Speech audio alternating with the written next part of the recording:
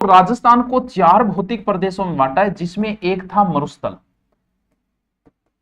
तो मरुस्थल को तो हमने कंप्लीट कर लिया पार्थ। आज जो दूसरा पार्सन है उसका प्यारा सा नाम है अरावली। बहुत ही इंपॉर्टेंट, कोई ना कोई पर्सन तो आता ही आता है अरावली का। ऐसी बात है, यस, ऐसी ही बातें हैं। यानी ये जो था, ये क्या था, मरुस्थल। अब यहां पर क्या है, ये ये है अरावली। यानी ये पोर्शन एक बार मैं आपको ले चलता हूं, बहुत पहले ले चलता हूं, बहुत पहले मैं आपको ले चलता हूं भारत में। ये है हमारा भारत, और भारत में इस वाली साइड में है अरब सागर, और इधर वाली साइड में है बंगाल की खाड़ी। मान लो दैट सपोज किसी बच्चे को नहीं पता कि अरब सागर इधर है कि बंगाल की खाड़ी इधर है, तो मेरे बच्चे ए पहले आता है, इधर से शुरू करो, ए बे। अरब सागर में यहां छोटे छोटे द्वीप हैं। द्वीप का मतलब पानी में ऊपर उठे हुए, पगा लागू अहर्यापग तथास्तु। और फिर ऐसे, फिर इधर आया गुजरात, फिर आया राजस्थान, फिर आया हरियाणा, और फिर सीधी मुलाकात हुई दिल्ली। बस यही तो है। यानी अरावली की शुरुआत अरब सागर का एक द्वीप है जिसका नाम है मिनिकोय। यानी अरावली की शुरुआत अरब सागर के मिनिकोय द्वीप से होती है। इधर से अरावली आते हुए इधर जाके, इधर से इधर नहीं, इधर से इधर आ रही है। अब मिनिकोय द्वीप से शुरू होती है अरब सागर से, इसीलिए अरब सागर को अरावली का फादर कहा जाता है, अरावली का पिता कहा जाता है। मैं तुम्हें फिर बता रहा हूं, बीच में एक्स्ट्रा बातें मत करो। Aravalli is very very very important, this topic is very important, इसलिए याद करा करो पार्थ। मैं साथ में समझा रहा हूं और साथ में तुम हेडिंग लगा लेना अरावली। तो सबसे पहली मैंने बताई इसकी शुरुआत कहां से होती है, तो सब पहले पोत हूं था बताया कि शुरुआत होती है अरब सागर से, अरब सागर के मिनिकोय द्वीप से। और आ बात एग्जाम में पूछ ली कि अरावली का पिता किसे कहा जाता है, तो अरावली का पिता जो है वो पिता नहीं है, पिता है। यानी अरावली का पिता है अरब सागर। यानी अरावली किधर से आ रही है, इधर से आ रही है। कहां से, अरब सागर से आ रही है। और जब अरब सागर से आएगी तो फिर यहां गुजरात आएगा, और गुजरात की यहां एक जगह है पालनपुर। यानी कहां से प्रवेश की है, स्टेट कौन सा, पालनपुर गुजरात। जैसे ही पालनपुर शुरू हुआ, फिर बाद में हमारा राजस्थान यहां से शुरू हो गया। और राजस्थान में एक जगह है खेड़ बर्मा, बॉर्डर के ऊपर है आपने सिरोही और गुजरात की बॉर्डर पर। लिखने दो, नहीं लिखने दूंगा, साथ साथ में लिखा रहा हूं मैं। सर्वाधिक अरावली दक्षिण राजस्थान में लय, ये बात मन तो बेरो को नहीं हो, तुम रटो, एक भी पर्सन नहीं छोड़ूंगा। Aravalli is very important, Aravalli topic बहुत महत्वपूर्ण है। और फिर हमारा पूरा का पूरा राजस्थान, और फिर आ गया ऊपर हरियाणा, और फिर ऊपर आ गया दिल्ली। अब पालनपुर से शुरू हुई, फिर हमारा राजस्थान शुरू है, तो हमें ध्यान रखना पड़ेगा राजस्थान की बॉर्डर आ गई है भाई, पाँव पाँव पी करके आगे निकलो। आगे निकली, बोल भाई साहब राजस्थान की बॉर्डर खत्म हो चुकी है, अब आपके रोमिंग लगनी शुरू हो जाएगी। बोल कहां, बोल जी खेतड़ी। तो गुरुजी क्या याद रखा, क्यों बोल रखो, खेड़ बर्मा टू खेतरी, खे टू खे, खे टू खे। अरावली अरब सागर से शुरू हुई, फिर स्थल भाग शुरू हुआ, गुजरात आ गया, गुजरात का पालनपुर से शुरू हुई। फिर जैसे ही दूसरा स्टेट आया तो हमें ध्यान करना पड़ेगा कि दूसरा स्टेट पार कर रहे हैं हम, तो बहुत सारी चीजें ध्यान देनी पड़ती है। तो खेड़ बर्मा आती ही राजस्थान आ गया, और फिर खेतरी में राजस्थान में लास्ट सीमा उसकी खत्म हुई। फिर ये सीधी घुस गई कहां, हरियाणा में। और हरियाणा जाके जहां स्टॉपेज आएगा उस चीज का भी आपको याद रखना पड़ता है। ये दिल्ली में पहाड़ियां हैं, रायसीन पहाड़ियां, रायसीना की पहाड़ियां, ए सारी काम की चीज है बेटी का बापू, बहुत इंपॉर्टेंट है। दोबारा देखो माइंड में, अरावली अरब सागर से, मिनिकोय द्वीप से शुरू होती है, स्थल भाग यहां से शुरू होता है पालनपुर से, फिर राजस्थान के खेड़ बर्मा टू खेतरी, फिर रायसीना की पहाड़ियां हरियाणा, यहां से लेके यहां तक अगर मैं कुल लंबाई की बात करूं तो 692 किलोमीटर है। लेकिन हमें 692 से कहा मतलब है, हम तो राजस्थान वासी है। राजस्थान में 550 किलोमीटर है। तो एग्जाम में क्या हुआ कि सब रटते गए कि अरावली का अरावली की लंबाई 692 किलोमीटर, राजस्थान में 550। फिर एक एग्जामिनर आयो, बोले अरावली का राजस्थानी कितना भाग है, तो 650 का 692 का 550 जो होता है वो कितना प्रतिशत होता है, वो बात उस बंदे ने पूछ ली। यानी लगभग अरावली जो है ना 80% अरावली राजस्थान में है। ये कुल कितना प्रतिशत हो गया, 80%। क्या इतनी बात आपकी समझ में आई? अभी मैंने क्या बात बताई, अभी जो मैंने बात बताई वो जो मैंने बात बताई वो यहां लिखो, आप अपने नोट्सों में लिखो। अरावली की शुरुआत बताई, फिर बताया क्या अरावली राज्य कितने राज्यों में, तो क्या बताया गुजरात से शुरू होती है, फिर राजस्थान आता है, उसके बाद में हरियाणा आता है, फिर दिल्ली, यानी 3 राज्य और 1 केंद्र शासित प्रदेश, कौन सा, दिल्ली। फिर क्या बताई, शुरुआत का कहां, वो तो शुरुआत है वहां से, लेकिन जहां स्थलभाग शुरू हो जाता है तो अरावली है कहां, पालनपुर। पालनपुर कहां, गुजरात से रायसेना पहाड़ियां कहां, दिल्ली रेंज जिसे बोलते हैं ना, वहां तक अरावली का विस्तार है। यह बात आ गई। अब बात है वो राजस्थान में, तो राजस्थान में क्या बताया, खेड़ बर्मा टू खेतरी, बस ऐसे ही याद करो। खेड़ बर्मा कहां है, सिरोही, टू खेतड़ी, खेतड़ी सबको पता है झुंझुनू में है। कुल लंबाई 692, आगे किलोमीटर लगा देना, किलोमीटर, जिसमें से राजस्थान में 550 किलोमीटर, यानी कुल अरावली का कितना प्रतिशत है, 80%। अभी तक मैंने क्या बताया, अभी तक सिर्फ अरावली की मैंने शुरुआत की। दोबारा रिपीट करते हैं, प्यार से पढ़ेंगे यार, तुम समय दो तो उस सब्जेक्ट को ऐसे दो कि मजा आए सर, बाद में पढ़े तो ऐसे लगे वाह सर मजा आ गया। मिनी कोई से शुरू हुई, फिर अरावली आई, स्टेट भाग पालनपुर, यहां एक बोर्ड लगा है पालनपुर में आपका स्वागत है। फिर जैसे ही स्टेट पार किया राजस्थान आया, वहां एक बोर्ड लगा है खेड़ बर्मा में आपका स्वागत है। फिर आके खत्म हुआ जहां पे खेतरी में आपका स्वागत है, और फिर हरियाणा में आपका स्वागत है, और फिर दिल्ली की रायसीना पहाड़ियां तक ये चली जाती है। यहां से यहां तक टोटल इसकी लंबाई 692 किलोमीटर, जिसमें से राजस्थान में कितनी है, 550 किलोमीटर। ठीक है, अब बात आती है 3 स्टेट में, एक सेंटर में, 692, 550, पालनपुर से रायसीना, खेड़ बर्मा से खेतरी। इतनी बातें मैंने आपको बता दी। अब हमें मतलब सिर्फ राजस्थान से, क्या है रे, क्या कर रखा है ये हमें मतलब है अरावली के ओनली फॉर राजस्थान से, और ये बनाया मैंने राजस्थान। किधर से आ रही है अरावली, पहले राजस्थान की दिशा लिखो, ये कौन सी दिशा है, उत्तर, ये कौन सी दिशा है, दक्षिण, ये कौन सी दिशा है, पूर्व, ये कौन सी दिशा है, पश्चिम। कहां से अरावली आ रही है, इधर से आ रही है, तो सबसे पहले ये भाग आएगा अरावली का, ये पहाड़ियां हैं ऐसे, फिर बीच में थोड़ा मंद हो जाए, फिर वापस बढ़ जाएगी ऐसे। पहले तो ऐसे आई तो बहुत चौड़ी, वहां से आ रही, बीच में पतली हो गई, फिर वापस बढ़ गई, यानी एंड अप ऐसे, फिर कम हो गई अजमेर वाले भाग में, फिर वापस बढ़ गई। यानी अरावली का सर्वाधिक विस्तार कहां है, दक्षिण में। सबसे कम विस्तार कहां है, बीच में, ब्यावर और अजमेर में। ये भी प्रश्न पूछे जा चुके हैं। इधर से आई, इधर बहुत चौड़ी है, डूंगरपुर, बांसवाड़ा और उदयपुर, सिरोही, ये फिर बीच में पतली हो, फिर वापस बढ़ गई।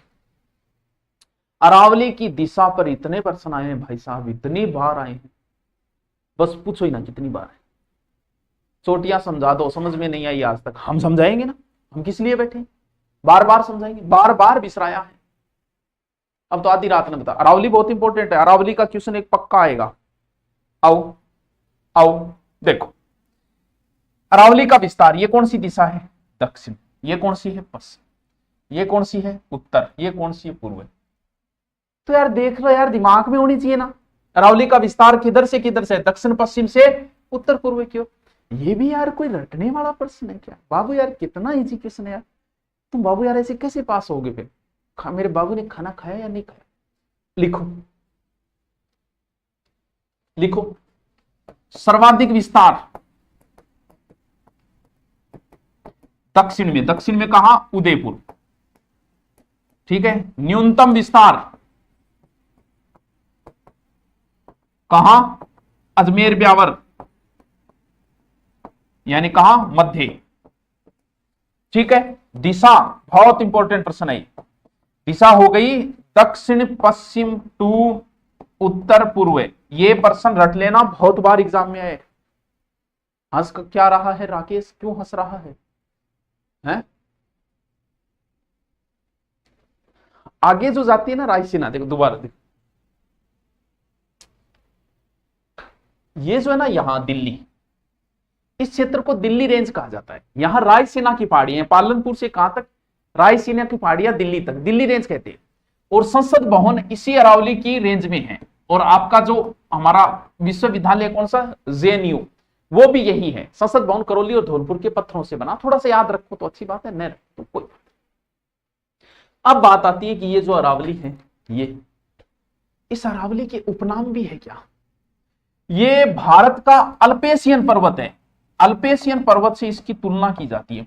एक चीज तो इतनी इंपॉर्टेंट है, अरावली विश्व की सबसे प्राचीन वलित पर्वतमाला। इस दुनिया के सबसे पुराना पर्वत भी हमारे पास है, सबसे नया पर्वत भी हमारे पास है। कहीं दिमाग में हिमालय को नया पुराना मत कर देना, हिमालय नया है, सबसे नया पर्वत हिमालय है। अगर कभी भूकंप आएगा भारत में तो हिमालय क्षेत्र में आएगा, क्योंकि हिमालय आज भी बढ़ रहा है, हिमालय अभी बच्चा है। अरावली में कभी भूकंप नहीं आएगा, अरावली पूर्ण हो चुकी है, बूढ़ी हो चुकी है। तो विश्व की सबसे प्राचीन पर्वतमाला अरावली, विश्व की सबसे नई पर्वतमाला अपना हिमालय। इसकी तुलना अल्पेशियन से की जाती है। और पुराने हमारे जो ग्रंथ है जैसे विष्णु पुराण वगैरह, उसमें इसको कहा गया है परिपत्र। परिपत्र 3 शब्द होते हैं, दोबारा मैं बताता हूं आपको, उन तीनों शब्दों को ढंग से समझो। एक तो टाबरो व मरु, एक टाबरो व मेरू, और एक टाबरो व माल। 3 शब्द होते, एक तो है मरु, एक मेरू, एक माल। 3 शब्द। सर मैं आपका फैन हूं, सारी बुक आपकी पढ़ता हूं, हिंदी से हूं, 2nd ग्रेड में फर्स्ट पेपर में इतने ही क्वेश्चन सही हुए। हिंदी 2nd ग्रेड का इजी सिलेबस है वैसे, देखिए 60% ग्रामर है, बाकी मैटर 40% है। आओ दोबारा, मरु बोलते हैं मरुस्थल को, बहुत इजी तरीके से याद हो जाएगा, क्योंकि मरु मरुस्थल, स्थल लगा दो आगे। मेरू और माल, माल बोला हाड़ौती क्षेत्र ने, पठारी भाग को। मेरू जो ऊपर लगा हुआ है वो ऊपर वाली चीजें, क्या, पर्वत। तो ज्योग्राफी में इस अरावली को बच्चों मेरू कहा जाता है। यानी ज्योग्राफी में, भौगोलिक भाषा में इसको क्या कहा जाता है, मेरू। ज्योग्राफी में मरु मरुस्थल को बोलते हैं, मेरू पहाड़ियों को बोलते हैं, माल जो है पठारी क्षेत्र को बोलते हैं, हाड़ौती वाले क्षेत्र को बोला जाता है माल। एक शब्द है आडा वाटा, एक शब्द है आडा वाला।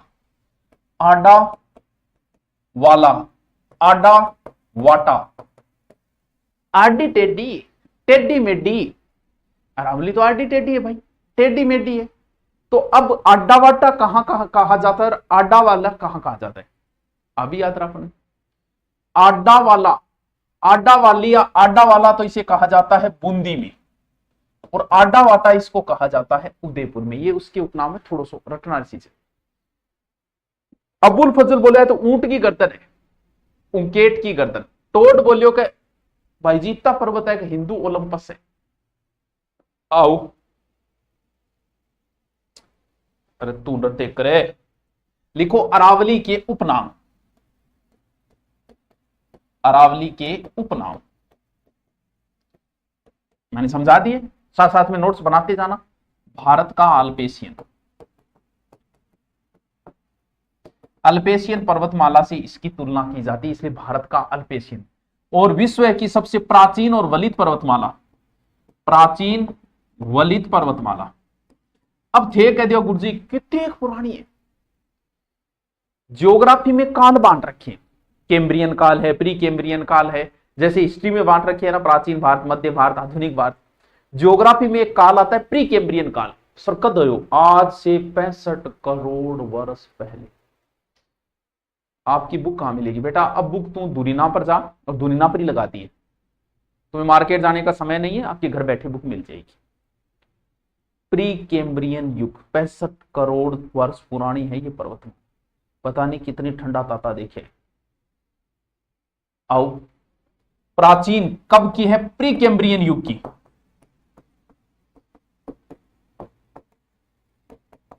65 करोड़ वर्ष पूर्व है,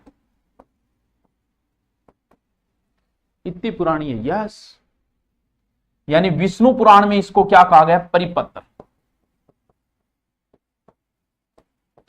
विष्णु पुराण में इसको कहा गया है परिपत्र।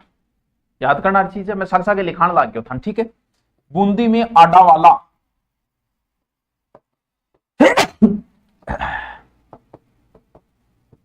ठीक है, और उदयपुर में आडा वाटा। सागर सागर रट ले करो, ज्योग्राफी ज्यादा टेंशन लेने की जरूरत नहीं है, हम आपको बता रहे हैं इतनी। अगर आप अक्षांश देशांतर लिखना चाहो, कभी एग्जाम में नहीं पूछे, हो सकता है आगे भी नहीं पूछे, लेकिन वही बात है कि कोई मास्टर करवा देगा, तुम कहोगे यार सुभाष जान तूने तो करवाया ही नहीं यार। तो 23 डिग्री 20 नॉर्थ से एन नॉर्थ अक्षांश देशांतर समझ गया होगा, 28 डिग्री 20 नॉर्थ, ठीक है। और अगर देखिए देशांतर कभी नहीं पूछा गया, ये बता देता हूं, 72 ईस्ट से 78 डिग्री ईस्ट, कभी पूछे नहीं गए हैं। 78 सतंतर डिग्री ईस्ट। फिर भी कोई भाई बात है, कोई लिखा देगा थे, कह दो आलो मास्टर यार, गुरुदेव सबसे ज्यादा मैसेज कर रहा हूं, आप देख ही नहीं रहे। चल अब देखेंगे यार, क्यों नहीं देखेंगे? तुम्हारे मैसेज नहीं देखेंगे किसके देखेंगे भाई साहब? आओ, ये तो याद करो तो ठीक है, नहीं करो तो कोई बात नहीं। आओ दोबारा आओ।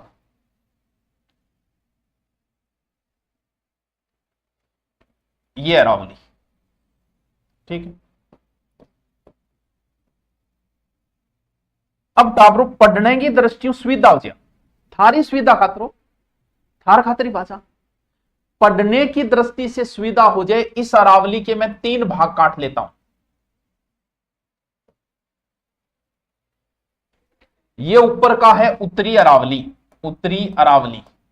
ये बीच में है मध्य अरावली, और ये दक्षिण क्षेत्र है दक्षिणी अरावली। मैंने क्या किया बच्चों?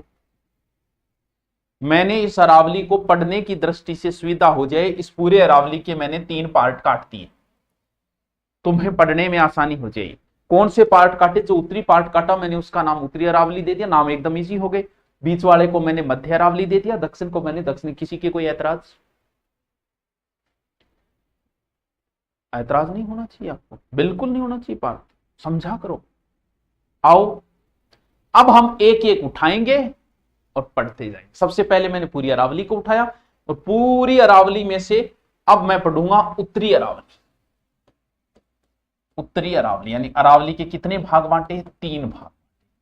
3 भाग में से उत्तरी भाग का, अरावली का भाग जो है मैंने वो काट लिया। मान लो वो काट के आपके सामने रख दिया। ये कहां से है ये देखिए तो शुरू होता है लगभग सांबर एरिया से, और झुंझुनू वाला एरिया जो है वहां तक चला जाता है। कहां? सिंघाना वाला।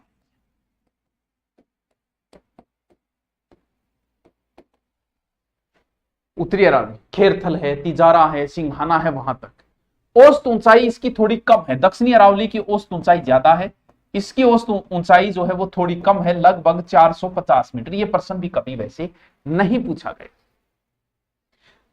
यहां जो पत्थर है वो क्वार्टजाइट और फाइलाइट से बने हैं। यानी पत्थर किसके बने हैं?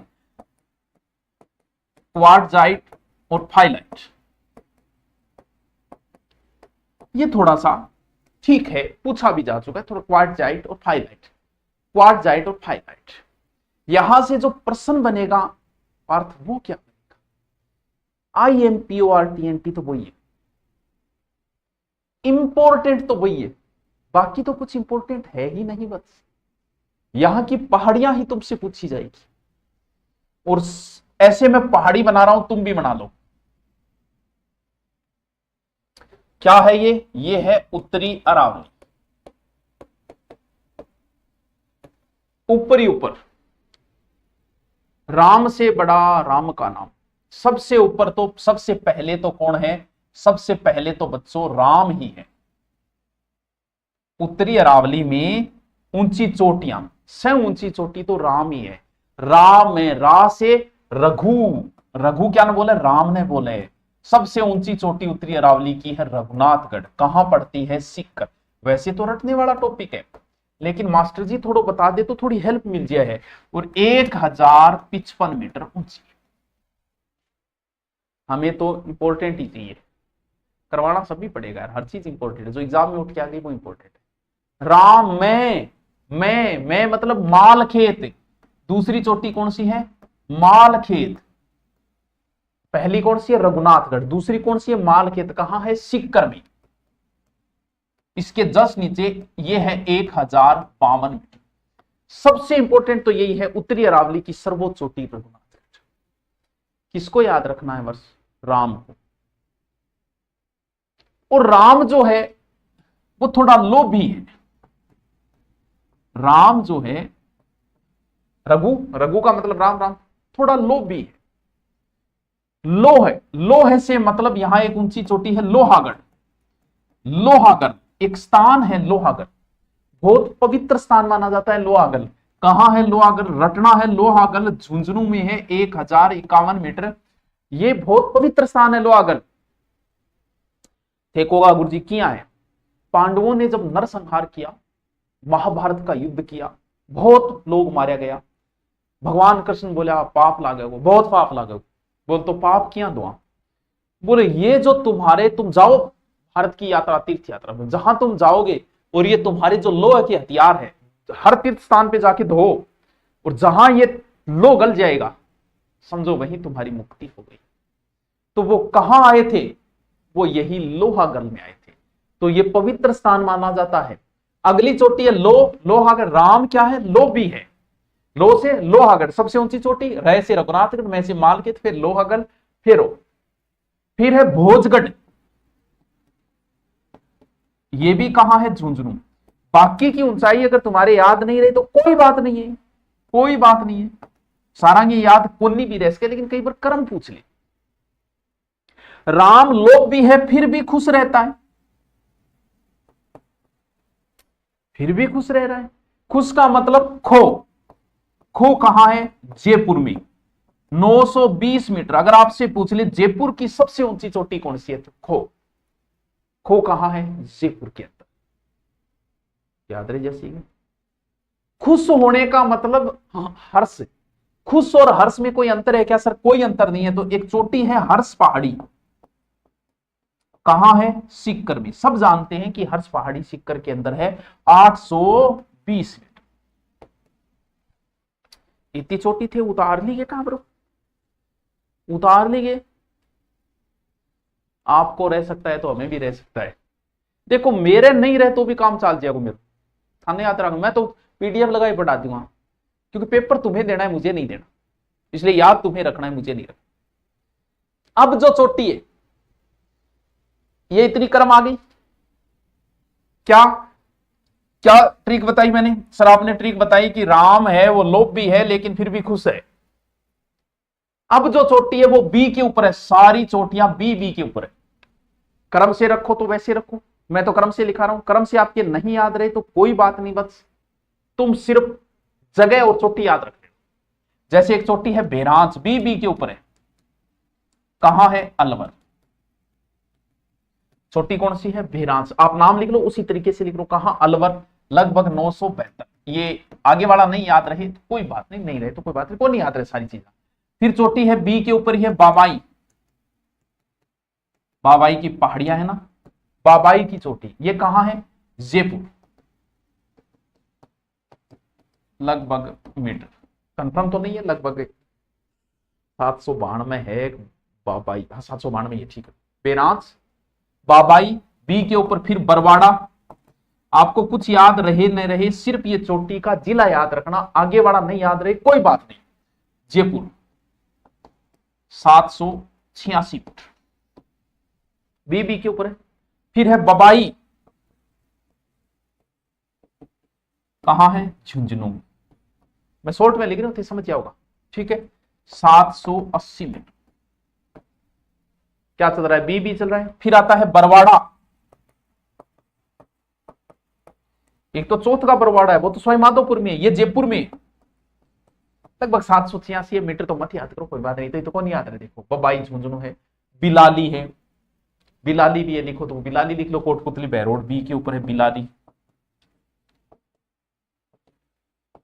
कोटपुतली बहरोड।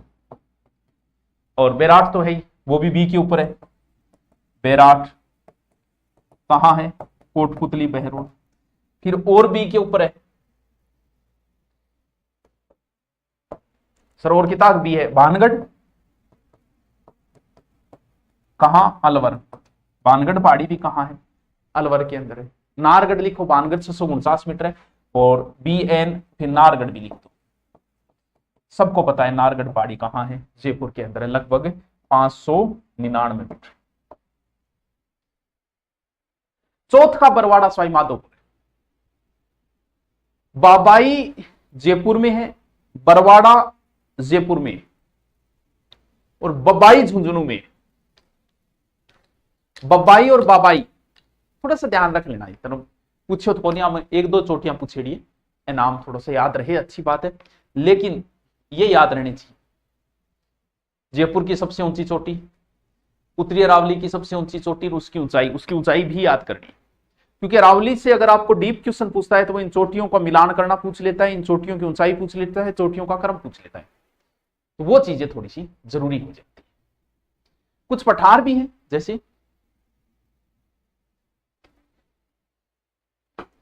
चोटियां हमने पढ़ ली, ये उत्तरी अरावली है, ठीक है। चोटियां हमने देख ली, आप अलग से ऐसे मैप बना के ऐसे चोटियां बनाना, जैसे सबसे ऊपर लिखना रघुनाथगढ़, फिर दो मालखेत है, ठीक है, रामलोभ भी है, फिर वो ऐसे मतलब नीचे से ऐसे क्रम बना के बढ़िया तरीके से बनाना, ताकि आपको याद करने में आसानी हो जाए। एक तरीका होता है, थोड़ा सा देखते ही माइंड में सेट हो जाता है। यहां जो है वो कुछ पठार है, जैसे क्रास का पठार, उत्तरी अरावली में कौन सा पठार है, क्रास का पठार, थोड़ा सा याद रखना, याद रहे तो अच्छी बात है, नहीं रहे तो कोई। अलवर में, और काली घाटी मोर बोते हैं, ये भी कहां है, अलवर। कांकड़बाड़ी का किला, ये भी कहां है, अलवर में। पहले से पढ़ चुके हैं इन चीजों को, दारासी को कैद भी किया था, यहाँ रडियाल दर्रा है, कुशाली घाट है आदि। ये कह रहे हो टावर थे, तुम कह रहे क्या रहे। हाँ, क्रास का पठार अलवर में है। आ जाओ दोबारा, मैंने क्या बताया, इस अरावली का मैंने 3 भाग बांटे, 3 भाग में सबसे पहला उत्तरी अरावली बांटा। उत्तरी अरावली क्वार्टजाइट और इन पत्थरों से बना हुआ है, सबसे ऊंची चोटी ऊपरी ऊपर राम है, राम से बड़ा राम का नाम। और फिर है ये मध्य अरावली का सर्वाधिक विस्तार दक्षिण मध्य में कम और उत्तर में वापस बढ़ जाता है, ठीक है। अब आता है मध्य अरावली, यानी अब मैं कौन सा उठा रहा हूं, अब मैं उठा रहा हूं मध्य अरावली, ठीक है।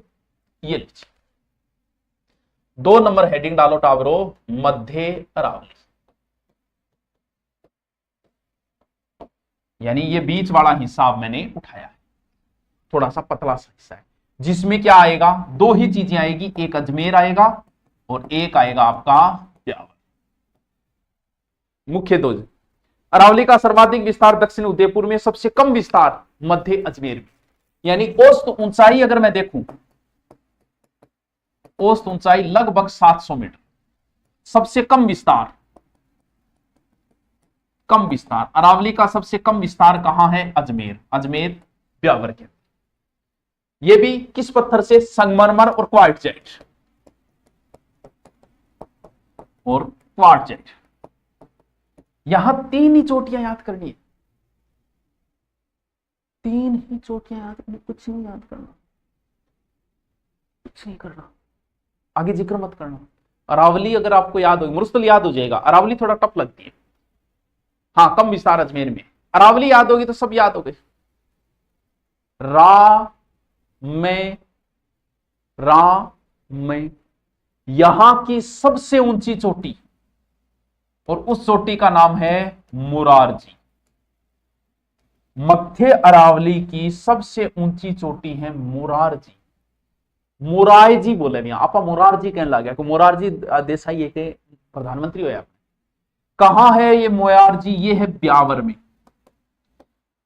मध्य अरावली की सबसे ऊंची चोटी 934 मीटर। क्या लिखूं? सर्वोच्च चोटी। कहां की? मध्य अरावली की सर्वोच्च चोटी। इधर भी लिख दूं या यहां से काम चल जाएगा? नहीं चलेगा, मुझे पता। लिखो, पहली चोटी मोराएजी 934 मीटर। कहां है? ब्यावर में। ठीक है, मध्य अरावली की सर्वोच्च चोटी।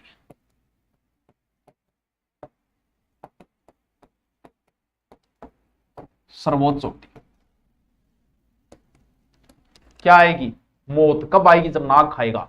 मौत तय तय यानी तारागढ़। मध्य अरावली की दूसरी सबसे ऊंची चोटी तारागढ़ 873 मीटर। कहां है? अजमेर। ठीक है, और तीसरी सबसे ऊंची चोटी क्या खाएगा? नाग। तीसरा पहाड़ है नाग पहाड़। कहां है? अजमेर में। ऊंची, दूसरी, तीसरी कितो है? 795 मीटर।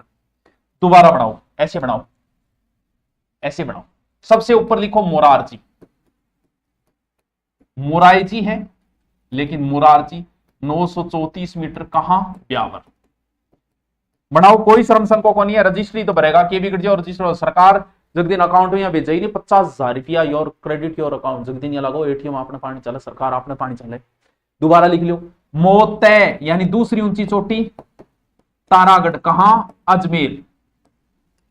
तारागढ़ अजमेर कितनी है? 873 मीटर। और तीसरी ऊंची चोटी मौत आई क्या खाने से? नाग खाने से। क्या? नागपाड़। क्या? नागपाड़। कहां? अजमेर। कितनी है? 795 मीटर। बताओ, थार चोटियां याद हुई कौन? देखो सर बोली ने गुरु पूर्णिमा राम राम। अरे मैं तो दिन ये पहले बोल दी। मैं तो थान कहो कि गुरु पूर्णिमा के ऊपर आप ऑफर दे दिए, कोर्स सस्ता कर दिए।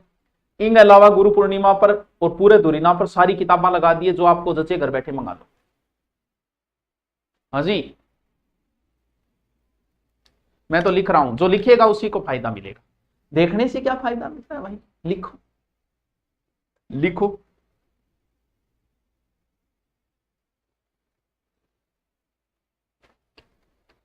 यहां कुछ दर्रे, कई बार इन दर्रों से भी मध्य अरावली में कुछ दर्रे हैं। दर्रे मतलब समझ गए? जैसे पहाड़ है, इधर कोई गांव है, इधर कोई गांव है, ऊंचे ऊंचे पहाड़ है, बीच में कोई गैप मिल गया जिससे हम इधर से इधर आ सके, उसे ही क्या कहा जाता है? एक प्रकार से दर्रा कहा जाता है। लिखो, कछवाली दर्रा। नाम नाम लिख दो। कहां है? ब्यावर। लगभग दर्रे ब्यावर के अंदर है। पीपली दर्रा। पीपली दर्रा ये भी कहां है? ब्यावर। थोड़ा सा रट लेना इनको की कोई ऊंचा नाड़ है ये सबसे। ठीक है,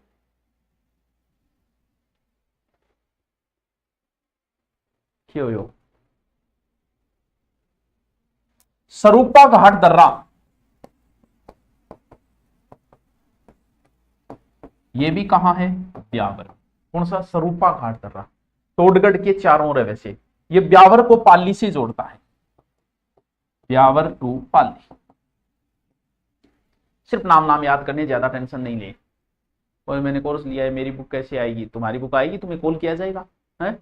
अगला है बरदर्रा। ये भी कहां है? ब्यावर। सिर्फ नाम नाम लिख लो, रट लेना। NH14 नया NH हो गया 25। ठीक है, यानी NH14 न्यू NH25। ठीक है, ब्यावर को बर से जोड़ता है। ब्यावर को बर से जोड़ता है। थोड़ा लिख करो। ठीक है, पखेरिया दर्रा या परवेरिया दर्रा आता है। पखेरिया दर्रा, पखेरिया। आपको कुछ बचे नहीं, किताब ने देखनी पड़ी। ठीक है, घाटी तो गहरी जो होती है ना, घाटी तो एक प्रकार को कुई मान लो गहरी। दर्रा जो होता है दो स्थानों को जोड़ता है। पखेरिया दर्रा कहां है? ये भी ब्यावर में। लगभग दर्रे पहले अजमेर में थे, अब ब्यावर में आ गए। और ब्यावर टू मसूदा यानी ब्यावर को मसूदा से जोड़ता है। ये बच्चों आपको रटने हैं। ठीक है, अगला है शिवपुरा दर्रा, सिसुरा दर्रा या शिवपुरा दर्रा। शिवपुरा दर्रा ये कहां है? ये भी ब्यावर में। किस किस को जोड़ता है ये ब्यावर? ये ब्यावर को विजयनगर से, ब्यावर टू विजयनगर, ठीक है। फिर है सूरा घाट दर्रा, ये भी कहां है? ब्यावर। ये किसको जोड़ता है? एक मिनट, ये ब्यावर को भीलवाड़ा से जोड़ता है, सूरा घाट।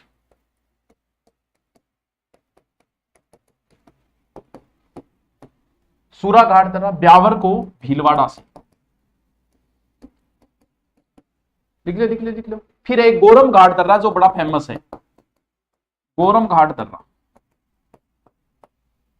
ये कहां है? ये है राजसमंद और पाली के बॉर्डर पे। गोरम घाट दर्रा किस किस को जोड़ता है? पाली को राजसमंद से, पाली को देवगढ़, राजसमंद को जोड़ता। बस एक कमली घाट है, हूं मैं कमली था यार, मंजूर करी, लिखो लिख लो कमली घाट, राजसमंद था कमली घाट। आपका कुछ भी नहीं बचेगा ज्योग्राफी, इसके अलावा एक्स्ट्रा पढ़ने की जरूरत नहीं, ठीक है। पाली को, एक मिनट, वाह वाह, thank you thank you thank you thank you, नहीं सॉरी, जोजावर पाली को राजसमंद से जोड़ता है।